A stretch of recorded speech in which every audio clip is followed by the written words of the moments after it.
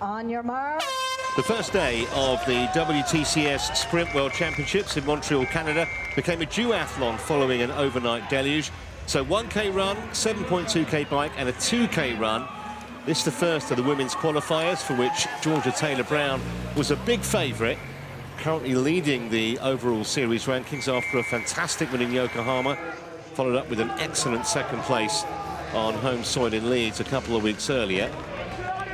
It was Shah of Switzerland who was first away on the run, but she would soon be reeled in by the more experienced athletes.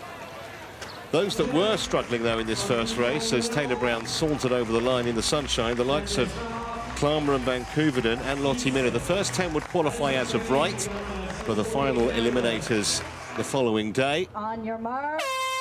This the second of the qualifiers for the women. Cassandra Beaugrand of France, centre shot there, was first onto the bike after a tremendous run, picking up where she left off in Leeds a couple of weeks earlier when she won the women's event. The second time she's been on the top step of a World Championship podium.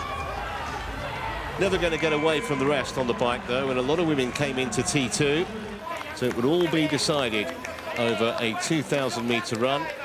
These women just interested in getting into the top 10. It was Beth Potter along with Beaugrand, and went across the line early, but Taylor Spivey third here last year, only 11th.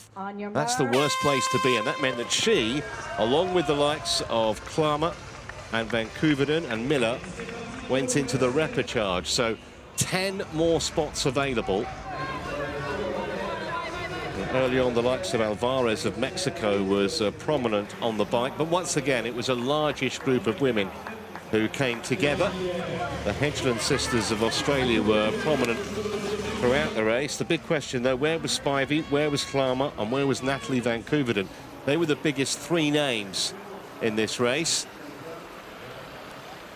Spivey and Klammer, safe enough. They were both pretty near the front and qualified comfortably for Saturday's final. Natalie Van Koeveden sneaked in 10th place, full marks for her mathematics as well as for her triathlon skill.